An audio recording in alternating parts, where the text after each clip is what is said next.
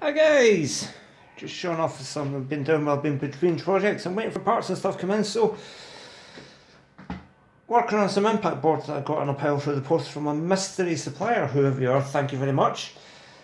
See, it's all running and booted up. 2 days I spent on this. 2 dickin' days.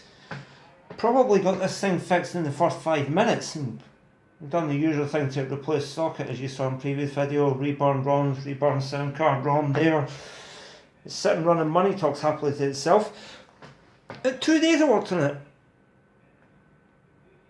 Convinced something was wrong.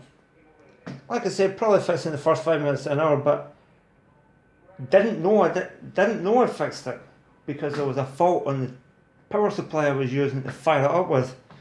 Now, as you know, I've not got it with me. Hang on. Yep. You know, normally I use this thing to power up my boards with. I've had a lot of success doing that in the past. It's just basically a power supply. And what I was doing with this thing was, it says in the manual that you can use 12 volts to supply the reels with. And on this board, the reel supply goes through that little comparator chip there, which is a voltage trap. It won't start up the board unless the real voltage is there. Only on the PC power supply, 12 volt is getting regulated down. It's not enough to trip the other trap. So after getting lost in the weeds, tearing my hair out, I must have buzzed every single line out in the board, changed transistors, changed capacitors. I finally lost my patience with it and went, fuck it. Borrowed the power supply out of the Belfort machine I've been looking after, had a spare loom, wired it up, wallop, fired first time. And worst it is, I don't even have an impact machine. See a reset in there.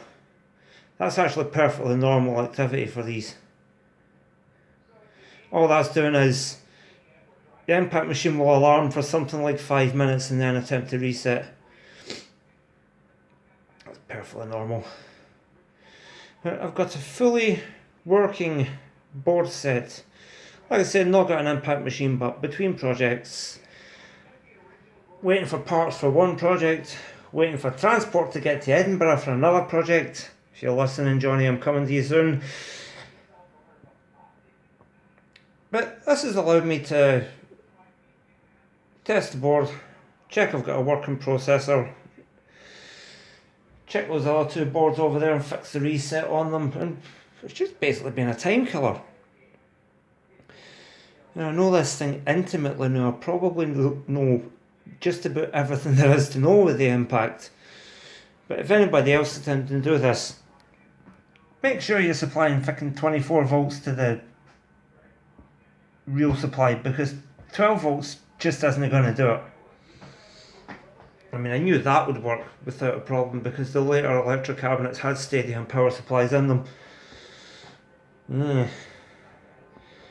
Anyways, that's just been a little quick project. Oh yeah. See how crystal clear my solder joints are. That's how you know you've got a good joint, when it shines up in the light like that. You can see the older joints for the other boards and the other components on that board. We were linking the back there was one track broken on it. But anyway, that's been just a really an excuse to make a video, and I'll catch you on the next one. Bye bye.